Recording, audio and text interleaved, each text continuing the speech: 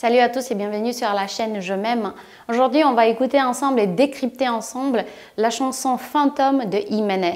On parle des pervers narcissiques, bien entendu.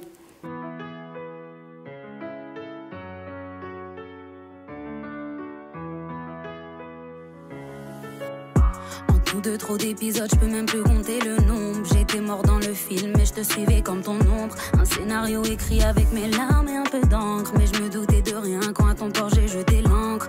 Vous savez pas ce que c'est d'avoir le cœur déchiré. Quand j'ai essayé de le recoudre, direct il s'est effilé. T'étais tellement absent que je me suis mise à déprimer. Je voulais qu'on dialogue mais je me suis mise à débiter. La victime cherche une histoire d'amour. En réalité, ce qu'elle trouvera, c'est une histoire de malheur.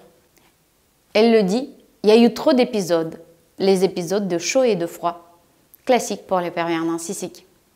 Elle ne peut plus les compter le nombre, tellement il y en a eu. La victime arrive à être comme l'ombre du pervers narcissique, elle n'existe plus. Il est en train de détruire son âme. Elle n'est plus qu'une ombre de ce qu'elle était avant de rencontrer le pervers.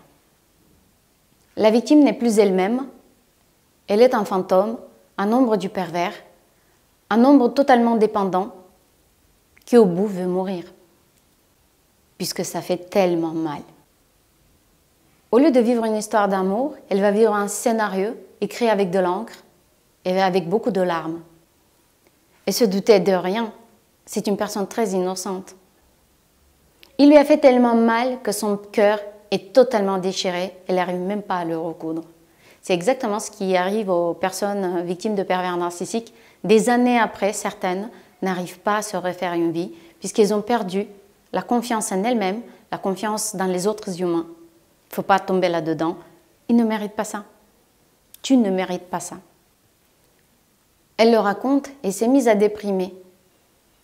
Tous les messages qu'elle a eus, elle a cherché l'amour et à la place, elle a eu que de la haine, bien voilée, bien empoisonnée.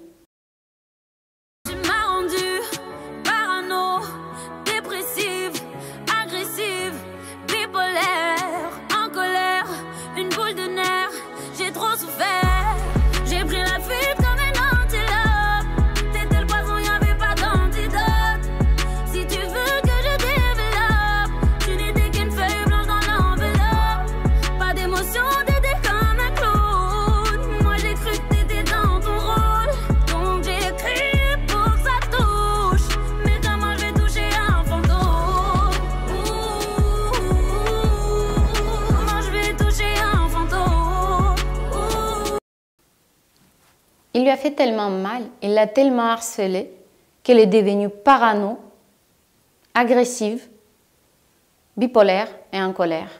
C'est exactement ce qui arrive aux victimes de pervers narcissiques quand elles lui font face. Il va les harceler non-stop, du matin au soir, justement pour qu'elle passe pour la folle du village, que les gens autour, les autorités, l'enferment. Le pervers veut te détruire ou, dans le moindre des cas, te rendre folle. Donc, ce qui t'arrive, c'est normal. C'est une machine de guerre à destruction d'un autre être humain mise en place par le pervers contre toi. Jiménez a bien compris, la seule solution est la fuite. Elle lui dit aussi, tu étais le poison, il n'y avait pas d'antidote. Consultez tous les psys que vous voulez, ils vous diront. Il n'y a pas de guérison pour les pervers narcissiques. La seule guérison pour les pervers narcissiques, ça serait qu'il n'y ait plus de victimes et que cette maladie psychologique ne se transmette plus aux générations suivantes. Elle décrit aussi la personnalité du pervers, c'est un fantôme. Il n'a pas de sentiments, rien ne s'y colle à sa peau. Un habit sans fond, un manteau de plis sur lequel la pluie tombe. C'est une feuille blanche dans l'enveloppe. Moi je vais toucher un fantôme. T'es au premier rang, regarde bien le spectacle.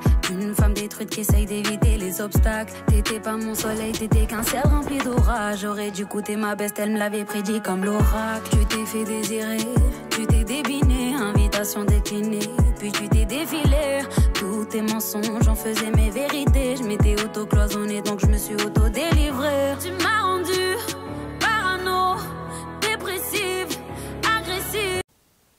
Ce pavé-là parle de la perversité du pervers narcissique. Elle l'a bien compris, elle l'a bien subi elle-même. Il était au premier rang, il regardait le spectacle.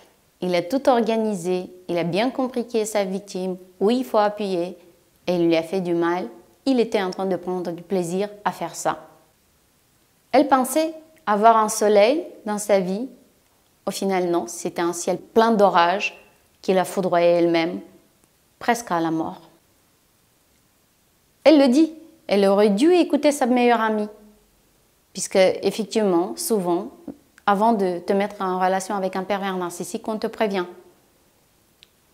Mais puisqu'il ressemble si bien à quelqu'un de ton enfance, tu n'écoutes pas. Elle le raconte, il s'est fait désirer, il est passé pour quelque chose qu'il n'est pas.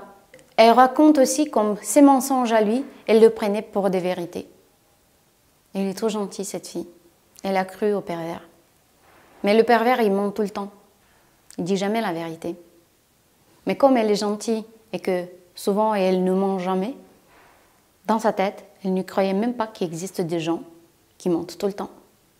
Les mythomanes pervers narcissiques.